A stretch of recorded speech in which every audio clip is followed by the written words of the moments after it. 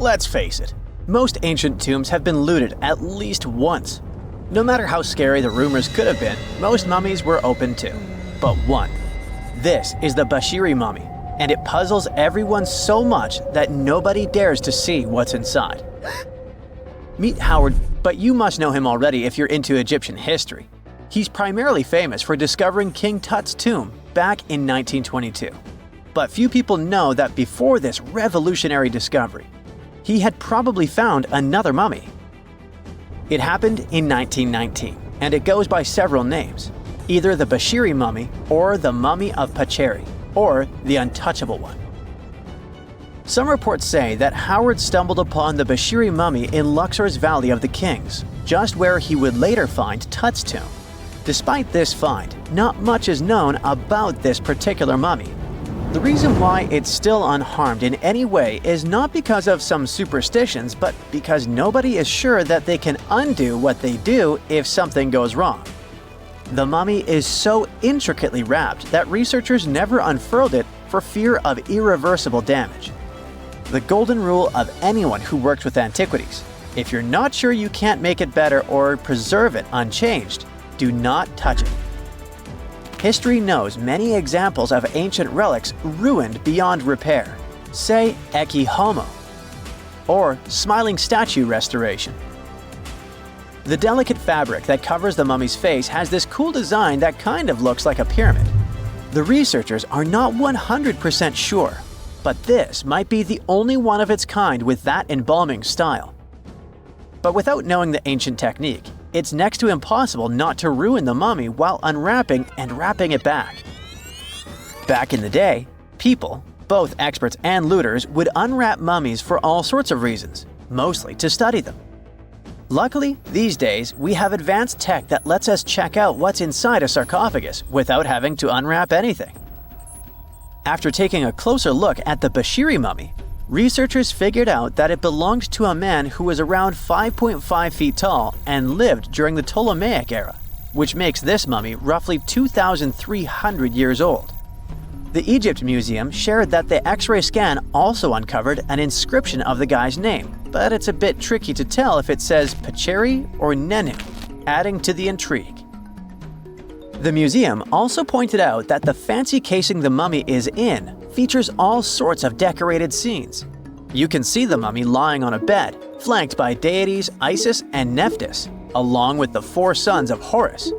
Plus, there are 2 images of the funerary god Anubis at the feet of the casing. By the way, Bashiri mummy is not the only one that has remained untouched.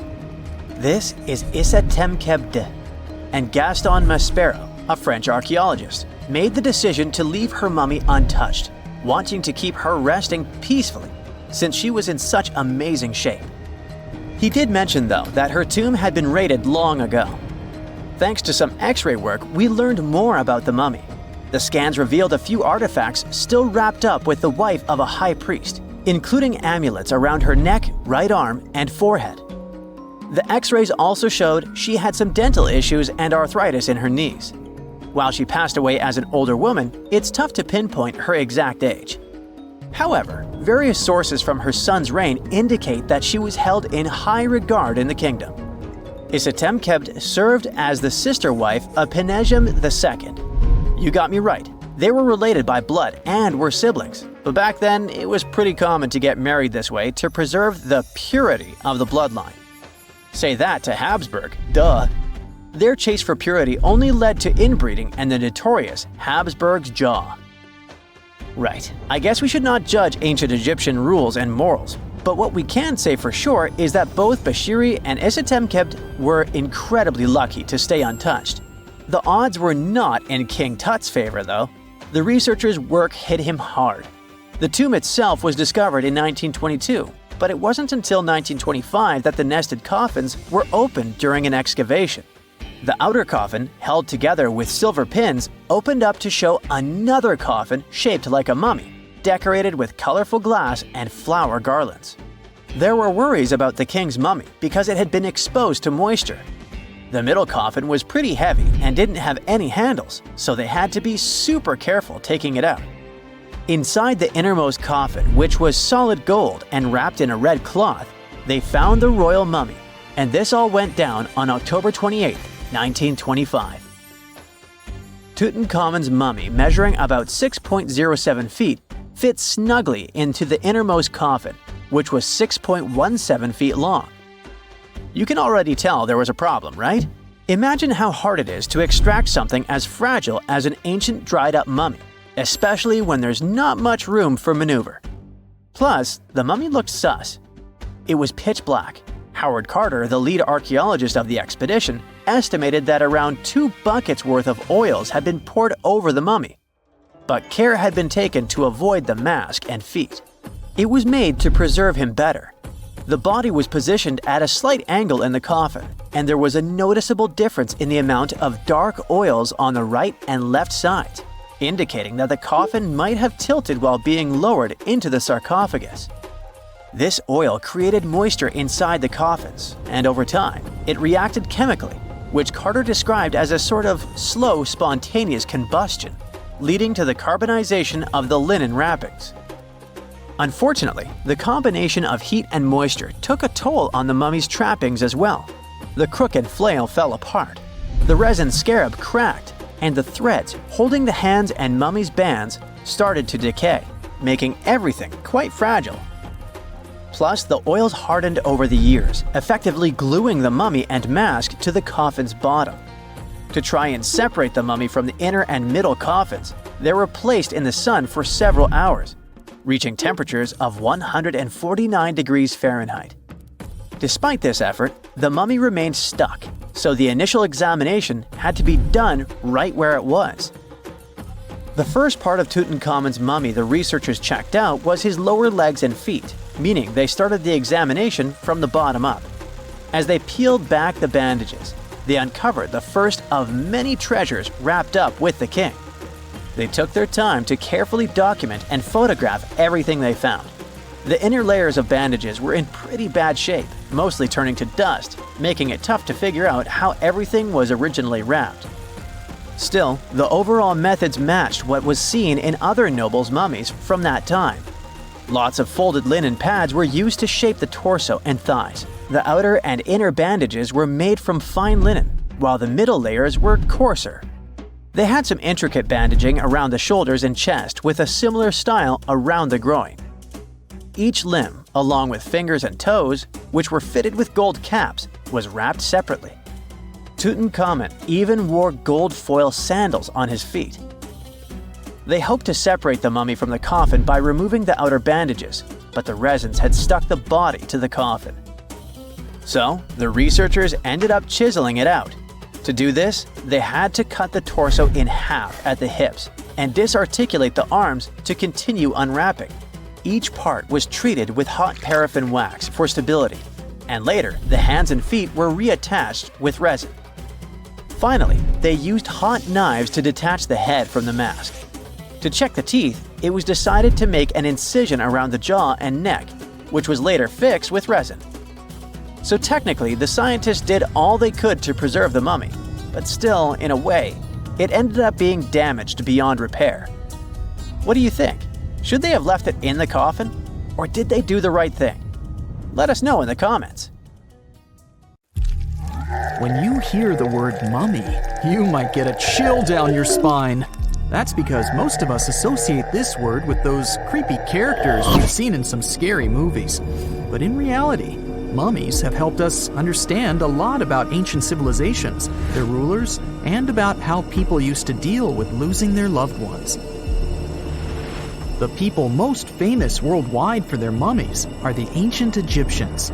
They believed that some sort of existence after passing away was possible, if certain conditions were met. That's why they insisted on preserving the human body through the process of mummification and placing the mummy in a furnished tomb, kind of like giving it a fully functioning apartment of its own. Why did they believe in this? Well, because they were deeply connected to their natural environment for the most part. They saw the natural cycles around them, like how the sun rose every day, followed by the moon, or how new life was always sprouting from plants, even after they had wilted away. They also believed that the powerful spirit Osiris, who represented the cycle of passing away and resurrection, played a role in this process. To prepare for the afterlife, the ancient Egyptians followed certain rituals, like mummification, which involved using materials like honey, resins, and incense to preserve the body. There's no other mummy more popular than that of King Tut.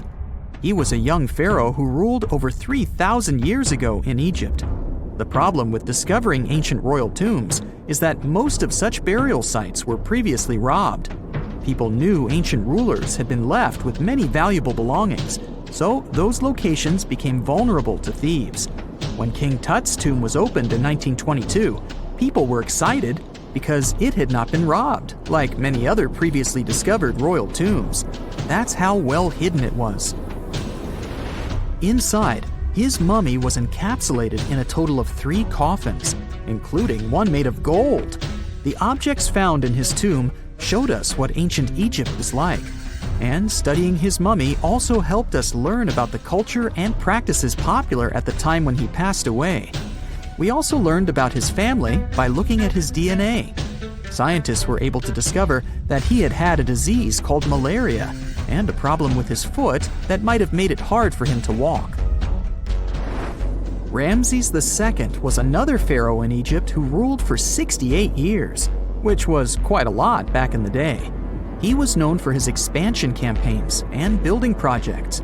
Many objects from his time as a ruler still exist today, including a large statue of him. Ramses II was about 6 feet tall and lived to be about 90 years old. After looking at his mummy, scientists concluded that he may have had a medical condition that affected his spine. Now, remember those thieves I mentioned before? They are probably the reason why Ramses II ended up in a plain coffin in a secret collection of royal mummies at Deir al-Bahari, which was rediscovered in 1881.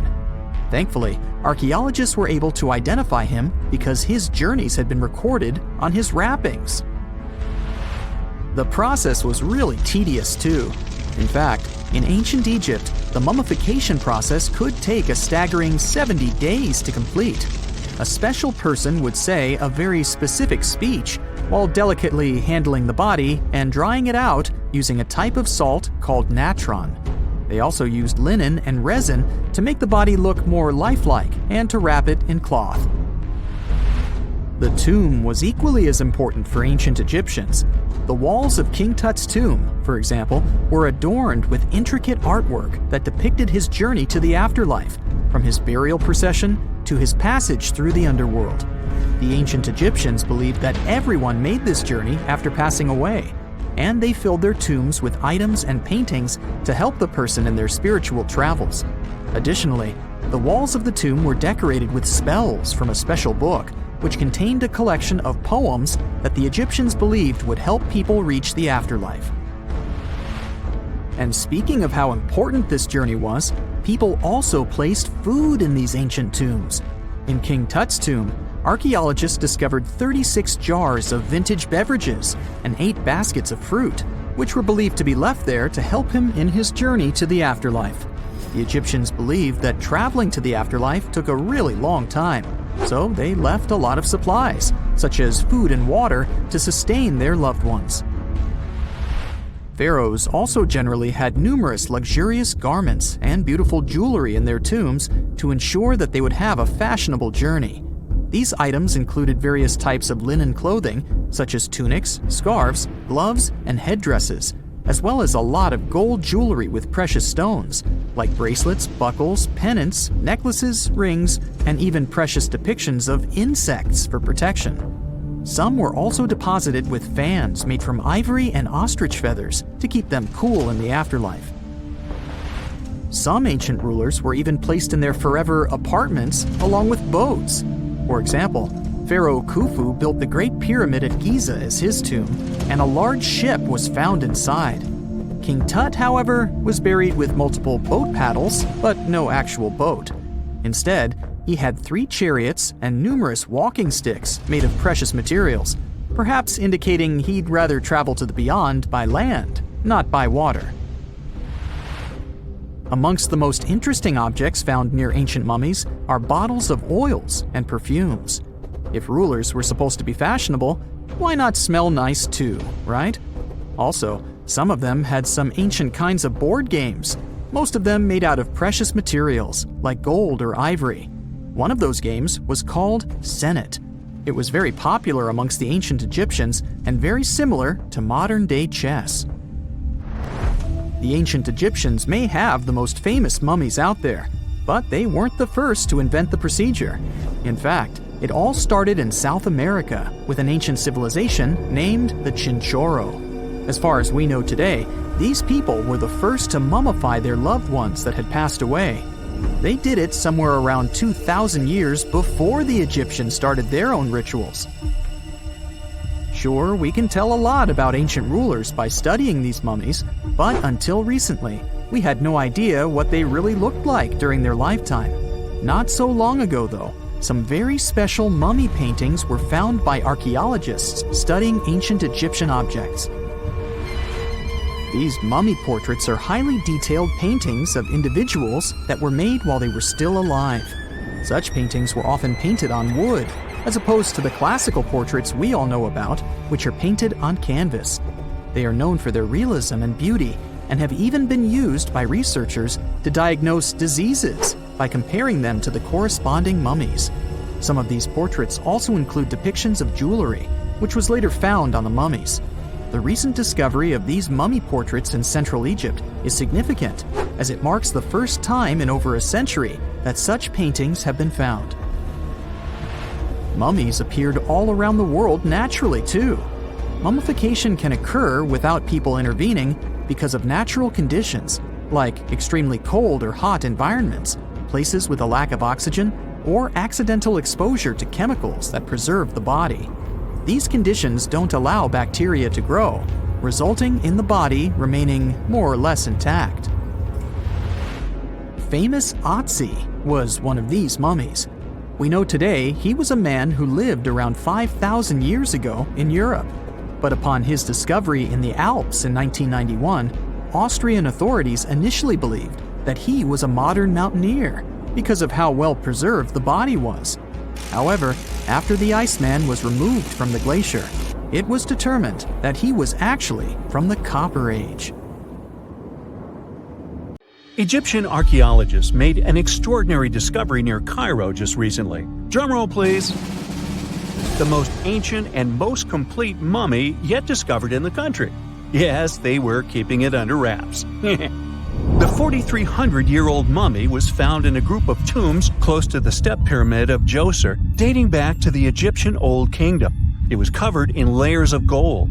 The team also found several other tombs, including one belonging to an ancient Egyptian official and another belonging to a secret keeper who had the power to perform special ceremonies.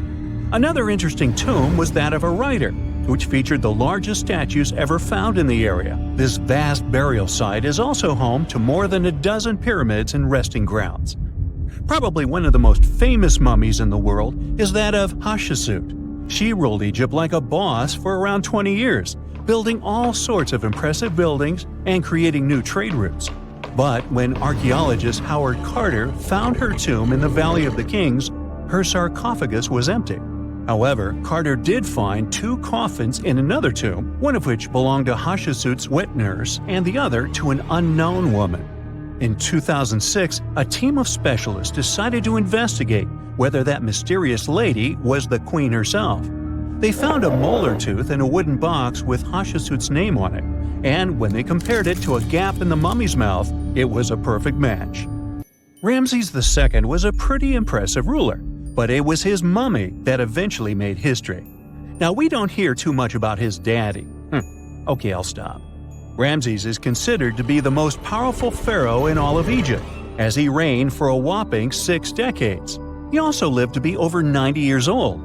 Now that's pretty amazing, considering the time he lived in.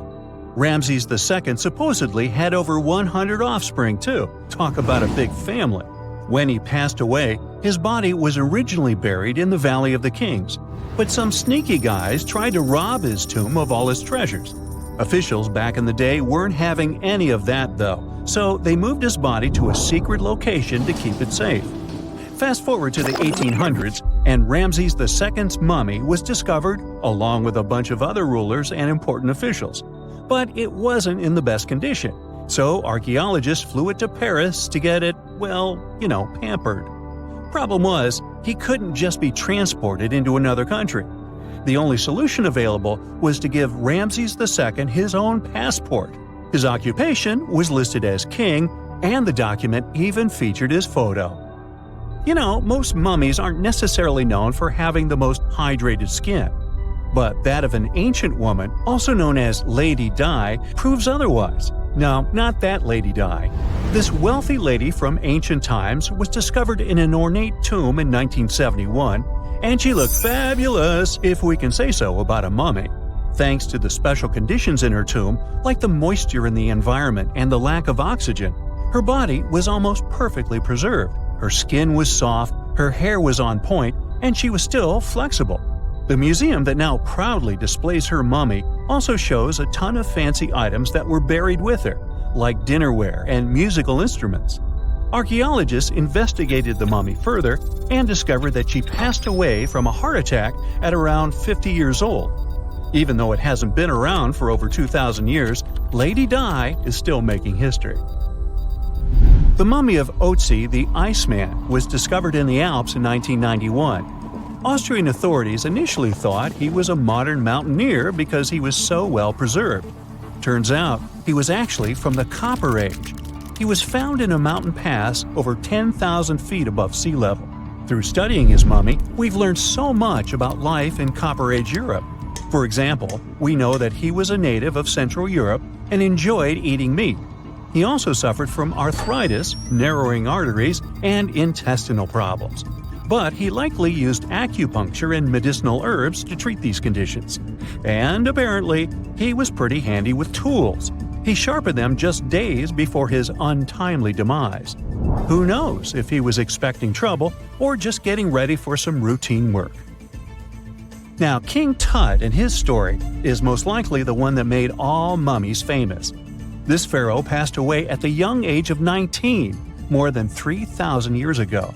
But his mummy is still one of the most well-known in the world. When his tomb was opened in 1922, people went wild because it was still intact, unlike many other royal tombs. It had some seriously blinged-out coffins, including one made of solid gold. Not only did Tut's tomb give us a glimpse into ancient Egyptian history, but his mummy also taught us a lot about the time he lived in. DNA analysis helped identify his parents and revealed that the pharaoh had a rare bone disorder that might have made walking a bit tough. Now, Ginger is most likely one of the coolest mummies you'll ever hear about. He's like a time traveler from 5,000 years ago who's still looking fly with his golden hair and perfectly preserved nails. Ginger was discovered in Egypt and is believed to be the earliest known mummified body. Before people even knew about mummification, they used to place bodies in shallow graves in the hot, dry sand. And since the sand absorbed all the water, bacteria couldn't reproduce and the body was preserved naturally. Now, scientists are not sure if Ginger's preservation was intentional or not, but since he was buried with some pottery vessels, it's likely that whoever buried him knew some serious preservation techniques. If you want to meet Ginger in person, he's currently chilling at the British Museum. One Dutch art collector bought a statue from Asia and ended up finding a weird discovery. The statue contained a mummy hidden inside. Unfortunately, the body was too fragile to move, so they had to leave it there. The coolest part is that this mummy is over 1,000 years old and was on display for 200 years before being encased in the statue. When scientists did a CT scan, they found out that the mummy was filled with paper scraps covered in writings. Experts think he might have done this thing called self-mummification, which is a pretty intense process involving a special diet and tea that makes your body less prone to bacteria. Only a few people could handle this ritual, and those who managed to do that were seriously respected. No other Egyptian queen has baffled scientists and historians like the stunning Nefertiti. Based on her statues, she was known for her slender neck, wide eyes, and high cheekbones. Her name translates to "the beautiful woman has come." Talk about living up to your name, huh? Even though she wasn't a pharaoh herself, Nefertiti still managed to leave a lasting impression. Written records suggest that, as a wife and queen, she held an incredibly influential role. Because of her power, she was indeed admired, but she also managed to make quite a lot of enemies throughout her life.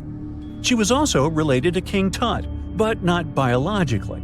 Rather, she was his stepmother. So far, locals have yet to identify her mummy, but that may soon change. A local Egyptologist who has been busy excavating tombs in the Valley of the Kings has found 2 mummies that he believes could be Nefertiti and her daughter.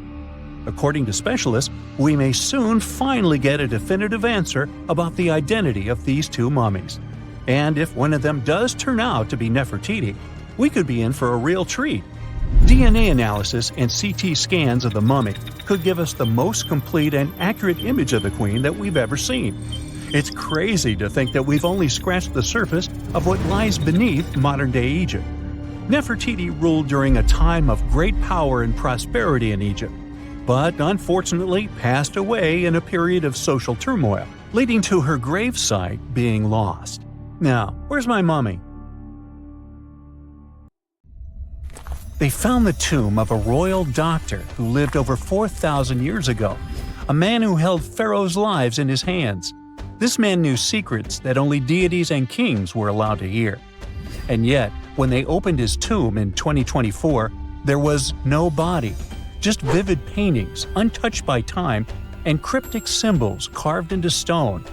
Who was he, and why was he buried with spells linked to a scorpion deity? The tomb was buried deep beneath the sands of Saqqara. The doctor's name was Tete-Nebefu.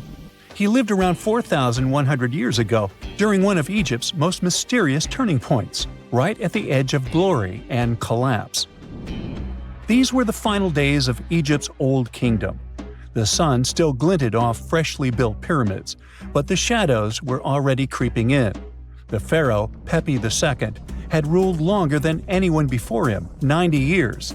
But by the end of his reign, the country was cracking. The power was slipping, the regional leaders were rising, and the Nile floods grew unpredictable. In this shaky period, the mysterious doctor thrived.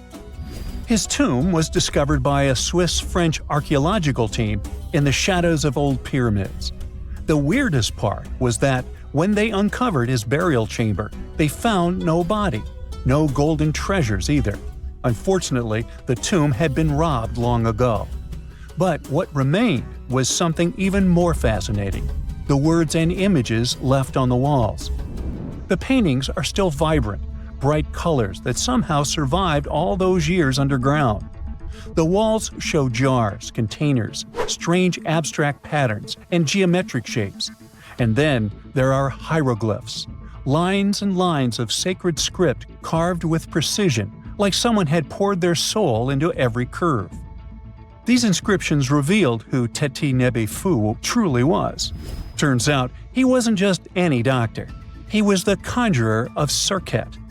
Now, Serket was the female deity of scorpions, sacred and terrifying. Egyptians believed she could stop venom, heal bites, and protect the living from toxic elements.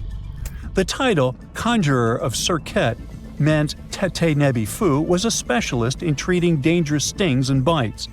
And if he got an entire tomb for himself, he may have been Egypt's top expert in those things, a man who healed with both medicine and magic. But that wasn't all. He also held the title Director of Medicinal Plants, a title seen only once before in all of ancient Egypt. That means he knew the healing power of herbs, roots, and oils like no one else. Now, you might wonder, what plants in a huge land of sand? But in reality, ancient Egyptians used herbal medicine that would hold up in some labs today. They created pills, ointments, and inhalers. Most often, they chose some active ingredient, a flavor to make it easier to take, and something to deliver it into the body. Sound familiar? And yeah, they didn't have many traditional plants, so some of these ingredients were bizarre by our standards, like using crocodile dung and acacia mixed with honey. They even had formulas for anti-wrinkle creams. And apparently, our mysterious healer was also chief dentist. This title is almost never seen in ancient records. Evidence of Egyptian dentists is incredibly rare. Turns out, our ancient genius didn't just fight stings and study plants. He was also trusted with teeth and jaws, which were actually a huge problem in ancient Egypt. These people may have built wonders, but their teeth paid the price. Ancient Egyptians constantly caught grains of sand in their mouths. They often ate grit-filled bread and raw vegetables, which wore down enamel and caused a horrible condition called attrition. This led to tons of problems, including tooth loss. They had to improvise back in the day.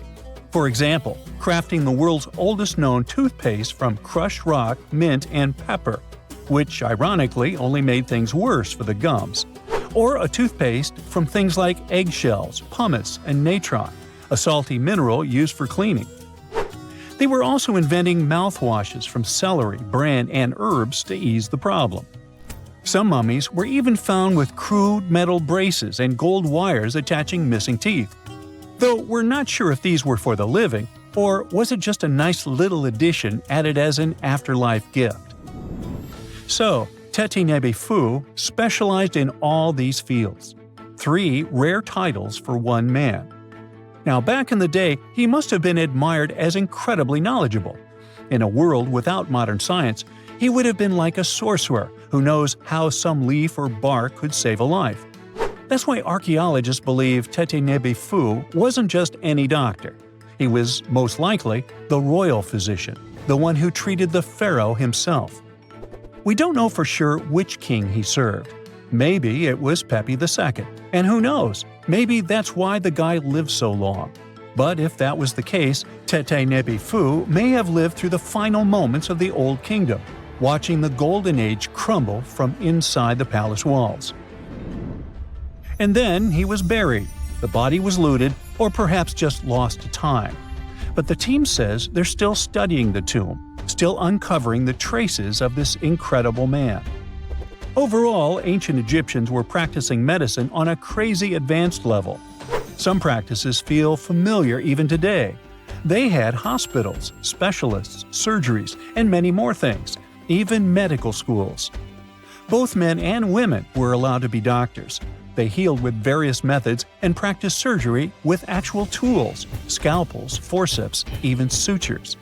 Some doctors treated only the eyes, others the teeth, the stomach, or even what they called the hidden diseases. They knew how to clean and dress wounds, could set broken bones using splints made of wood or reeds wrapped in linen, and even prevented infections. There were even proctologists. They also built the first prosthetics, like a wooden toe with leather straps that help people walk normally again. The oldest known prosthetic is 3,000 years old. Now, the most shocking part is how they actually even tried to remove tumors. A recent study looked at a 4,000 years old skull. It belonged to a man in his 30s. There were signs of past tumors, and around 3 of them, there were marks, surgical cuts made with a metal tool. That suggests someone attempted to remove or study them, maybe treatment, maybe an autopsy. There was another skull of a woman over 50 years old. It also showed similar signs, but with healed fractures from an earlier injury, which is amazing because her treatment might have actually been successful. Being a healer in this society meant something powerful. It meant being a priest, a scientist, and a magician all at once. To ancient Egyptians, medicine was a necessary art, and they treated it with as much reverence as they did their deities. That's because they believed that sickness could be both physical and spiritual. So a doctor could recite a spell while applying a salve, and a lot of their treatments worked. The reputation of doctors in ancient Egypt was so strong that leaders from other parts of the ancient world, like Persia, actually sought them out. Even Homer, the Greek poet, once said the Egyptians were the most skilled healers of all. Of course, their understanding of the human body wasn't perfect. For example, they thought the heart controlled thought and emotion. They also didn't know what the brain really did. But their approach, observe symptoms, diagnose, and treat, well, that's modern medicine. Sure, they prayed over the wound, but they also healed it, didn't they? Their most famous physician was Imhotep. That guy was a true polymath, an architect, priest, and a healer who became so revered he was later worshipped as a deity of medicine. Yep, a human who was so cool they turned him into a deity. He lived 2,000 years before Hippocrates, the so-called father of medicine. And yet, some people joke we should drop the Hippocratic Oath altogether and swear an Imhotepic Oath instead. These people weren't just laying the foundations of pyramids, they were laying the foundations of healthcare. What is a boat doing in the middle of a desert? You would expect to find a seagoing vessel closer to shore. This is the question archaeologists had been asking for decades. In 1988, there was a storm near one of the most important archaeological sites in ancient Egypt. A wooden structure emerged from the sand. It was hollowed out by termites. Scientists were determined to solve its mystery. In 2000, they began excavating the site near Abydos, Ubidos. An American team of experts soon discovered a boat that was 70 feet long, and it wasn't alone. In total, there were 14 boats neatly resting next to each other. It was impossible to completely dig out the boats because of their poor condition. Luckily, the wood was preserved enough to get a sample. Analyses revealed that the boats were around 5,000 years old, the oldest fleet in human history to this date. The time of their construction predates the pyramids at Giza by half a millennium. Each ship of the fleet rested in a vault that matched its dimensions. The room was roughly a third of the size of a tennis court. It had mud brick walls that featured more than 120 drawings of boats. Ancient Egyptians incised them on whitewashed walls that were excellently preserved. Scientists have known about these mysterious chambers for well over a century. 1901, 1902. A British archaeologist, Arthur Weigel, stumbled upon a strange structure west of the River Nile. His team caught a glimpse of the interior walls. Sadly, a section of the roof collapsed, so they had to call off further exploration. Researchers abandoned the site, but its location remained on the maps. The boat's position first led scientists to think that they rested on a bank of the mighty Nile. But there was a problem with this theory. Today, the river flows almost 7 miles west of Abydos. Further studies of the surrounding terrain showed the Nile didn't change its course throughout history. Also, if the boats floated near a dock, they would be in unstable positions. The 14 vessels at Abydos were perfectly parallel to each other. There was only one conclusion possible. Someone had deliberately placed them like that. They must have gone through a lot of effort. Each boat had enough room for up to 30 rowers. These vessels could really float. They weren't models, but scholars still don't know if they actually sailed any body of water in ancient Egypt. This doesn't diminish the importance of the find. Previously, archaeologists found only small-scale models. In King Tut's tomb alone, there were 35 boat models. For a long time, these figurines were the only clues as to how ancient Egyptian vessels looked like. The boat's design confirms that they were the real deal. They are the earliest surviving examples of something called built boats. Ancient people constructed primitive vessels by hollowing out large tree trunks. The alternative was reed that was tied together to form a raft. The boats at Abydos had planks tied together. This was a major breakthrough in shipbuilding. During their lifetime, the boats must have seemed impressive. Timber was a valuable commodity at the time. There was no wood in the desert. Cedar had to be imported from Lebanon. The only person who could afford such luxury was the Pharaoh. Studying the area around the ancient fleet provided more answers. Scientists discovered a mud brick structure where Egyptians worshipped the Pharaoh. Its approximate date of construction matches that of the wooden boats. The same bricks out of which this building was made were used to encase the fleet. At the time of their construction, the rooms they were stored in had a ceiling.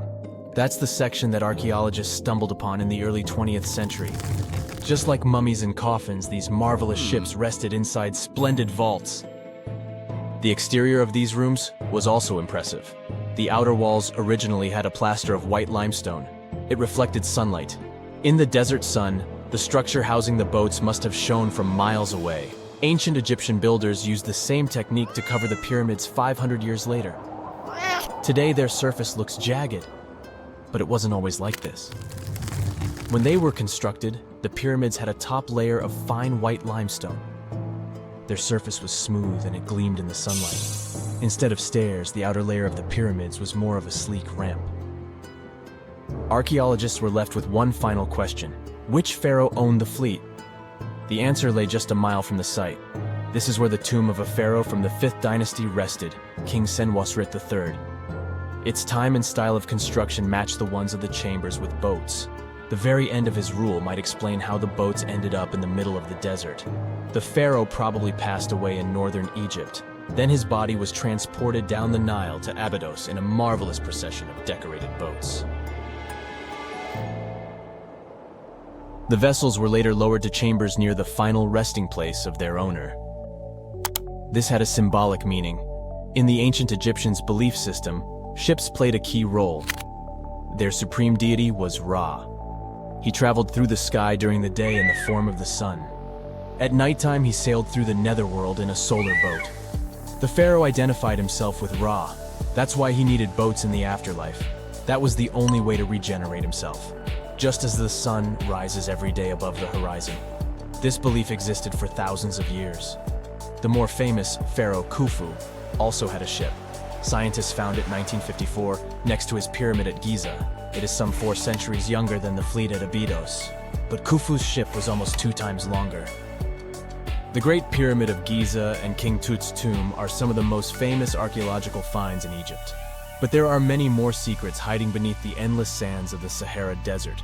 Recently, 2020, archaeologists found a lost city there. They have labeled it as the most important discovery since King Tut's tomb, 1922. The city of Aten is some 3,000 years old.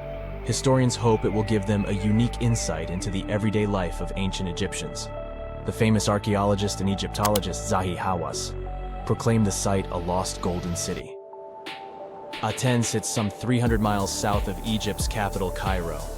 It is close to the famous Valley of the Kings. Archaeologists first found sections of mud brick walls that spread out in all directions. They discovered complete rooms with tools of everyday life inside. The research team unearthed a bakery, a residential neighborhood, and an administrative district. They all date back to the time when the Egyptian civilization was the wealthiest in its long history. They were also the first to make objects from iron. In 1911, scientists found a set of iron beads near a village in Lower Egypt, El Girza. These are the earliest known iron artifacts. The discovery is literally out of this world. Ancient people made them by beating into shape a piece of a meteorite. The 9 beads were once part of an ornate necklace. They are now blackened and corroded, which is perfectly normal for a piece of jewelry that is over 5,000 years old. They consist of an iron-nickel alloy. Researchers were impressed by the skill of ancient jewelers who processed the beads. Their craftsmanship is more impressive when you think that they didn't know the stellar origins of the material. The Great Pyramid of Giza also has a remarkable feature. An international research group investigated the electromagnetic response of the structure to radio waves. They found that the pyramid has the ability to concentrate electromagnetic energy inside it. This occurred inside its chambers as well as under the pyramid's base. It contains an underground, unfinished chamber. It seems that the electromagnetic response is connected with the properties of limestone, the Great Pyramid's main building material. The research results might have a practical application. The way solar cells and nanosensors function could be improved by this remarkable find. It's 1898, and you're taking part in excavations in Saqqara. This place, not far away from Cairo, is full of ancient tombs and pyramids. You're in your Indiana Jones mood and hope to find something really phenomenal to become famous. Gold, manuscripts, treasure maps, mummies of famous pharaohs. Wait, a wooden bird? You're really disappointed as it looks like a regular toy. An old one, but still. Little do you know that years later, someone would propose that your bird was actually an ancient monoplane. So the artifact, nicknamed the Saqqara Bird, is made of a sycamore tree. The birdie has a wingspan of just 7 inches and weighs around 40 grams. A perfect original souvenir from Egypt, I would say. It's over 2,000 years old and looks pretty plain, without any carvings of feathers or other intricate ornaments. It has a beak and eyes, though, which makes our find look like a hawk, the emblem of the deity Horus. Its tail is rather unusual as it's squared, looks weirdly upright, and it seems like the sunken part of it was the place for a now missing piece. Humans love solving a good mystery, so there have been several attempts to explain the use of the birdie. First, quite simply, is that it was a ceremonial object. The second idea is that it was a toy for a child from some well-off family. It could have been some sort of boomerang, which was a popular concept in ancient Egypt. Then there was a theory that the bird had been used as a weather vane. But this one has been debunked as the figure doesn't have any holes or markings, except for the one made at the museum in Cairo to fix the exhibit on a stick. So there was no way to hang it in the past. Almost a century after the bird was found, Egyptologist Dr. Khalil Masiha proposed a new theory that it could have been a model of a monoplane. He believed the bird was missing a horizontal tailplane. Otherwise, it had its wings set at a right angle, similar to that of modern planes. It could have worked to generate the aerodynamic lift necessary for flights. Dr. Masiha also claimed that it was common at that time to place miniature models of technological inventions in tombs. So, did the ancient Egyptians really invent the plane in 200 BCE? That would make the Wright brothers, who are considered the inventors of aviation, really upset. They made one of their first flights only in 1903. There's just one way to know for sure, and that is to test the model. But you know, the ancient museum in Cairo would unlikely let one of their cherished exhibits fly around like a toy. That's why glider designer Martin Gregory built a similar model, this time of balsa wood, and concluded that even with the missing tailplane, the plane wasn't much of a flyer. Case solved? Not really. This didn't sound convincing enough to the History Channel, so they invited an aerodynamics expert to build another replica of the bird. He tested it in weather conditions similar to those in Egypt and was impressed with the little plane's abilities. So, if they did invent the prototype of a plane back in the times of pharaohs, it would be a good example of an oupart. That's an out-of-place artifact, an object that's way ahead of its time in terms of technology or history. And the Saqqara Bird isn't the only example of such a revolutionary concept. In 1901, a group of divers retrieved the Antikythera mechanism from an underwater shipwreck near the Greek island of Antikythera. It's been dubbed the world's first analog computer, and it's currently dated around 100 BCE. The bronze mechanism could tell the position of the sun, moon, planets, and stars, as well as the lunar phase, the dates of upcoming solar eclipses, and even the speed at which the moon moves through the sky. No one's sure who used it and how or where it was made. But it's obvious that it's extremely precise and way too advanced for its time. The first flushing toilets in the world were invented in the middle of the 20th century. Just kidding. The ancient Minoans on the Mediterranean island of Crete and the Indus Valley civilization both came up with this brilliant invention at the same time, around 4,000 years ago. The plumbing and sanitation were so well done that no one managed to design anything better until 2,000 years later. One ancient Minoan lavatory was discovered at the Palace of Knossos. It looks like it had a wooden seat set over a tunnel that directed water from a rooftop reservoir to an underground sewer. Other varieties got water from jugs. Only the super rich people could afford all this glory. So if you wanted to shop for real estate back then, the flushing toilet would be a telltale sign you were in the rich neighborhood. Automated doors became a cool, seemingly new invention back in 1931. But the technology behind them is actually much older. Think the 1st century CE old. Mathematician and engineer Heron of Alexandria came up with a hydraulic system to open and close temple doors. To bring it into action, you need to light a fire to produce heat. There was a brass pot under the fire, half filled with water. The inventor connected the brass pot to containers that acted as weights. When the fire was burning, the water moved into the containers. They went down and pulled the ropes. It was nothing like a supermarket door that opens in front of you before you even have time to think. Heron's door took hours to open, and there was no way to stop the process. That's why they only opened the doors once a day before people entered the temple, to add some mysticism at the temple during ceremonies. Spooky. Looks like the first ever battery was invented in Baghdad around 2,000 years ago. A German archaeologist found this oval-shaped clay jar in 1938. Scientists are still not sure what purpose it served and who exactly invented it. There is a theory that it was used for electroplating objects with precious metals. When they filled it with a weak acid like vinegar, the battery produced around 1 volt of electricity. Another theory says it was a vessel for sacred scrolls. Would you like to buy contact lenses designed by Leonardo da Vinci himself? In 1508, he invented a glass lens with a funnel on one side. You were supposed to wear it with water inside to improve your vision. Sounds a bit uncomfortable, doesn't it? So, around a century later, French scientist René Descartes decided to improve the idea and make the cornea contact the future lenses. Contacts because they contact your eyes, get it? The glass tube with liquid did help improve vision, but blinking was sadly impossible.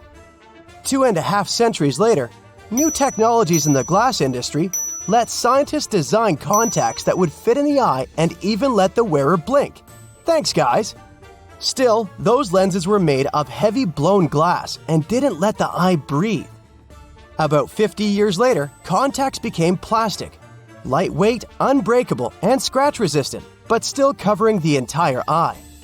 And then, in 1948, an English optical technician accidentally sanded down a plastic lens and figured out they'd still be in place even if they covered only the cornea.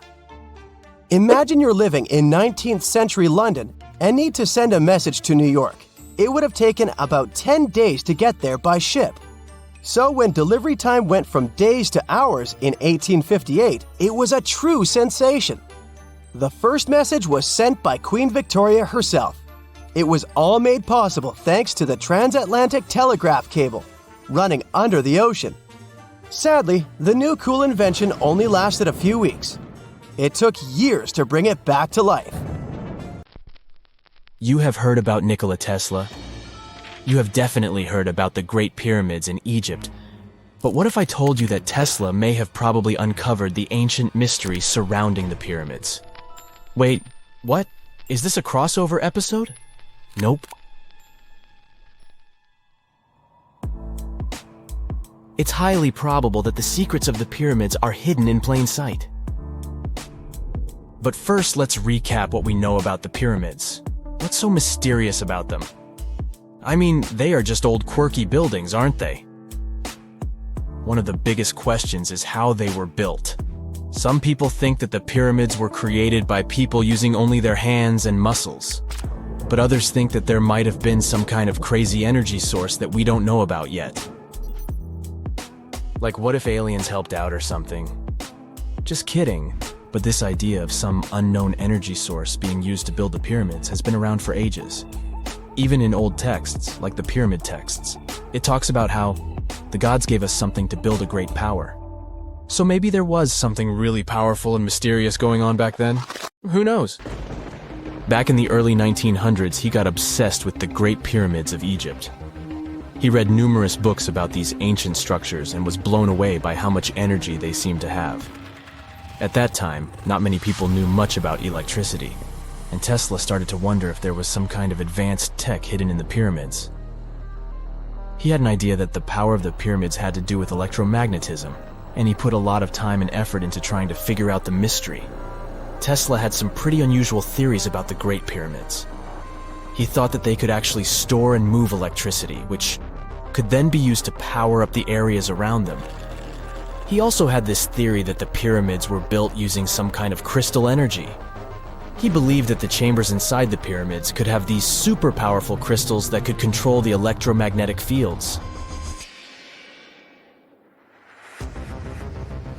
But that's not all. Tesla also had this idea that the materials used to make the pyramids had properties that allowed them to trap energy from the sun and the moon. And not just a little bit of energy.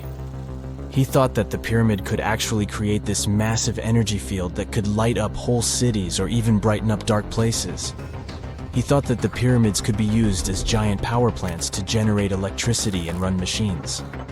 Tesla even believed that the pyramids were somehow linked to cosmic energy, which could be used for spiritual enlightenment and healing. How very new age of him. Anyway, Tesla wasn't just pulling these ideas out of thin air. He was seriously into studying everything he could about the pyramids, from ancient artifacts and texts to hieroglyphs and drawings. And he came up with this idea that the pyramids were designed to be energy amplifiers, and some kind of unknown energy source was used during their construction. Some people thought Tesla was eccentric for coming up with these theories, but his ideas have actually had a huge impact on the way we think about the pyramids today. Researchers and scholars have been digging into his theories for years and using them to uncover some of the biggest mysteries surrounding these ancient structures. For example, recently scientists have used theoretical physics to investigate how the Great Pyramid of Egypt would react to certain radio waves. They found out that if the radio waves were a certain length, the pyramid could concentrate the energy inside its rooms and focus it under its base. The scientists did lots of calculations to figure this out. They first thought about what radio wavelengths would work best.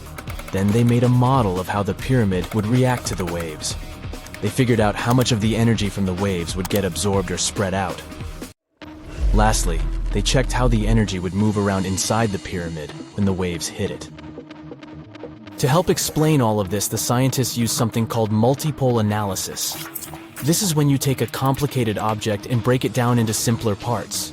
Then you can see how each part interacts with the energy that's coming in. It's like taking apart a puzzle to see how each piece fits together. The researchers are interested in how all of this can be used in the future. They want to make really tiny particles that can do the same thing as the pyramid, but with light. By changing the size, shape, and the material of these particles, they can control how the light moves around them. This can be really useful for things like making tiny sensors or super efficient solar cells. The scientists had to make some guesses when they were doing their research. They assumed that there weren't any hidden spaces inside the pyramid, and that the material used to build it was all the same. But even with these guesses, they still made some pretty impressive discoveries. But the pyramid study is not the only proof that Tesla was ahead of his time. There are more Tesla's projects that seemed unrealistic at the time, but that scientists and enthusiasts reevaluate and try to implement today. Let's talk about Tesla's most ambitious project, the Wardenclyffe Transmission Tower. Back in 1900, Tesla was already a big shot when it came to electrical engineering in America. People were blown away by his amazing inventions and the fact that he managed to outdo Thomas Edison in the battle of currents. However, Tesla wasn't content to rest on his laurels. He decided to embark on his most ambitious project yet, the transmission tower at Wardenclyffe.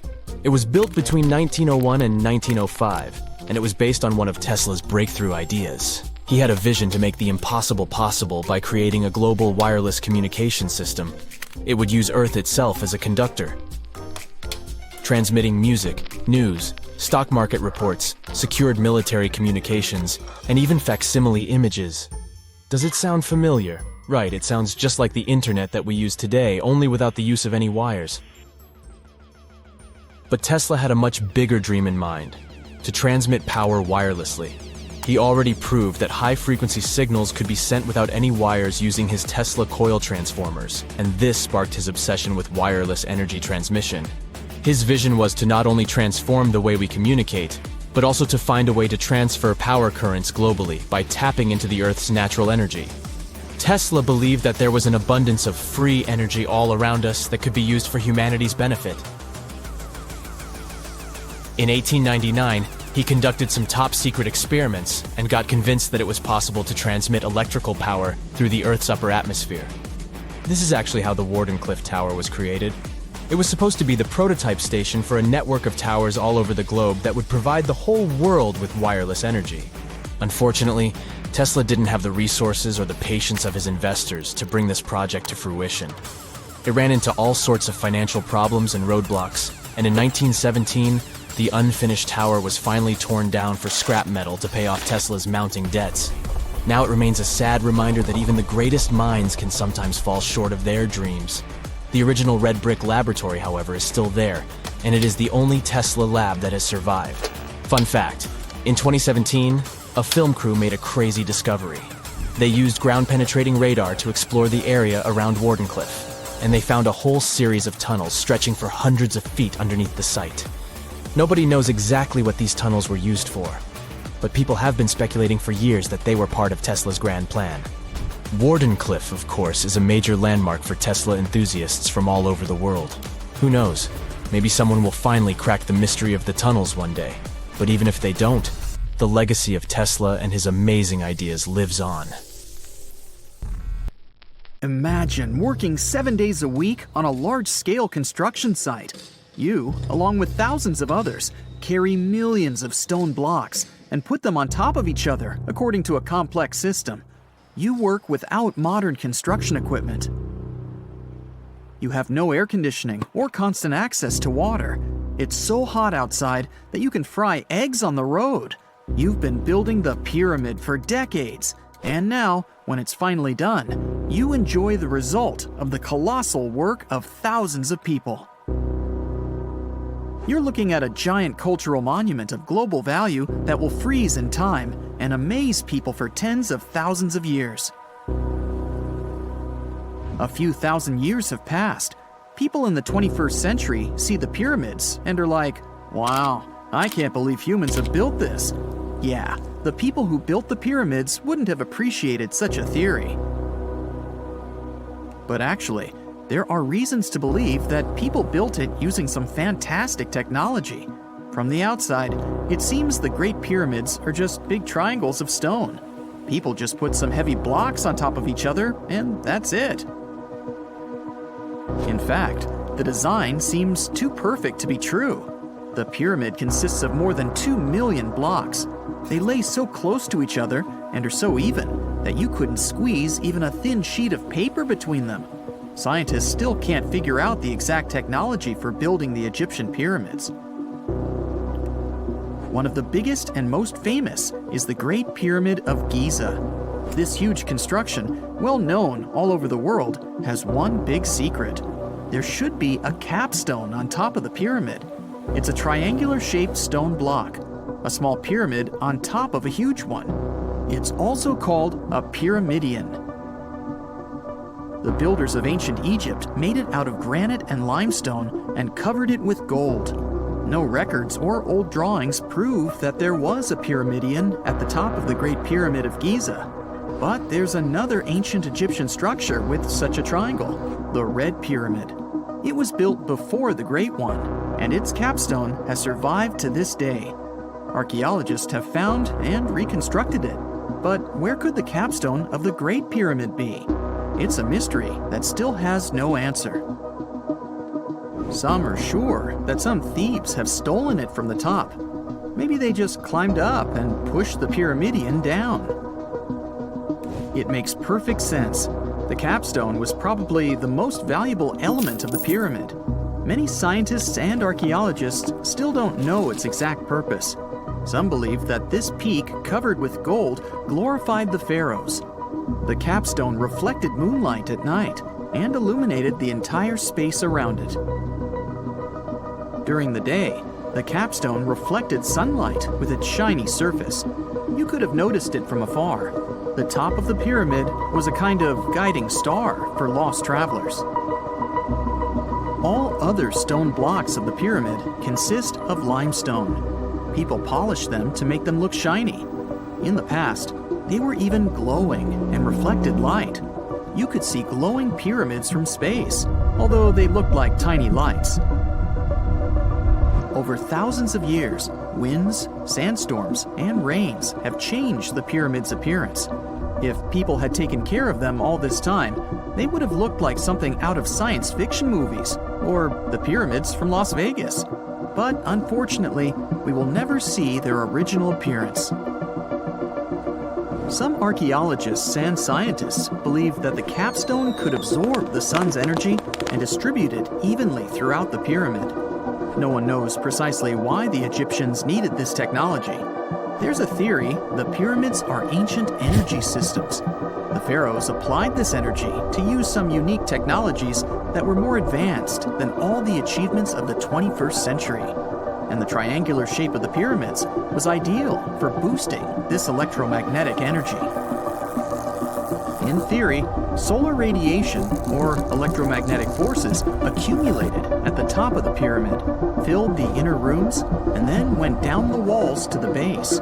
Any surface distortion could prevent the flow from spreading, so they had to create a perfectly smooth surface. That's why they installed the blocks so that nobody could squeeze a needle or razor blade between them. Many people believe in this theory because they built the pyramids from limestone. This material can hold energy inside itself. In the inner part, they created granite deposits to cause air ionization, that is, to create an electric charge. They also dug channels under the pyramid for water to transmit electricity. And at the top, they put a gold capstone, the best conductor of electricity. So, this is how you get a great power generator. Different cultures used similar technologies to create electricity all over the world. But these are all theories. If it had been working, humanity would have used these technologies today. There are mentions of the metal industry, chemistry, engineering, physics, mathematics, and astronomy in some ancient records. Most scientists don't believe in all these things. We know the detailed stages of the technology's development in different cultures. In the 21st century, scientists, historians, and anthropologists can track the evolution of all modern devices. If people had created some technological inventions in ancient times, the history of the world would have looked different. Perhaps all the achievements of antiquity could have been wiped off the face of the earth by global cataclysms, and it can happen to us. Just imagine how people would dig up a laptop in 5,000 years. Perhaps they wouldn't understand what kind of device it is. Another Egyptian wonder surrounded by mystery is the statue of the Sphinx. The Egyptians carved it out of a single massive piece of limestone about 4.5 thousand years ago. But scientists still don't know the exact date of its construction or who built it. People painted the Sphinx in different colors, so it looked much brighter and more vivid in the distant past. It was shining just like the Great Pyramids. Anyway, time hasn't only changed its appearance, but its name too. Initially, the Egyptians called it Hora-Mekhet. The Greeks renamed it the Sphinx about a few hundred years after it had been built. The Sphinx emphasized the greatness of the rulers of Egypt. It also performed a symbolic function of a watchdog guarding the tomb of the pharaoh and the paths leading to it. This version sounds realistic, since archaeologists have discovered many secret entrances at the foot of the Sphinx.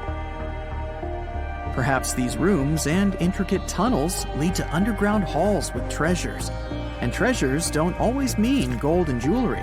According to legends and theories, the Sphinx guards the Hall of Records, the storage of all humankind's knowledge. The information about the ancient mythical state of Atlantis could be there. You can find many detailed maps of the internal dungeons of the Sphinx on the internet. They show structures 12 stories deep under the statue. It looks like a small city filled with gold, scrolls of knowledge, and various ancient artifacts. But don't believe all these maps. These are just theories. Several thousand years have passed, but people have very little information about it. Archaeologists know that there are still many strange and exciting things about the Sphinx that are still undiscovered. Some locals are afraid to research because they believe they can awaken something terrible from the underground depths. Therefore, it's mostly scientists from other countries who conduct the excavations. In 1998, scientists discovered strange tunnels leading to empty rooms under the Sphinx. They realized that some people tried to get there through tunnels in the past, and maybe those people took all the treasures that were there. One of the legends says that some powerful artifact lays beneath the Sphinx. Its technology can change the whole world, but the locals are hiding it because it can damage the planet. Some believe that you can find evidence of unknown technologies painted on the granite walls in the Pharaoh's tombs. But most likely, these paintings and signs tell us the myths and legends of ancient Egypt. But what if Egyptian symbols and drawings are detailed instructions for using ancient technologies? What if the locals that lived at that time thought, people in the future won't be able to get energy themselves. Let's leave some detailed instructions for them. Anyway, there are many riddles and theories. In reality, the search for answers is a dangerous undertaking, since it's not easy to get into the underground halls. Excavations can ruin the structure of the entire Sphinx. Any person inside the tunnels may get lost and never be able to find their way back. Besides, it costs a lot of money. Now, what would be awesome is if people could invent some device that could scan underground areas and show their detailed models.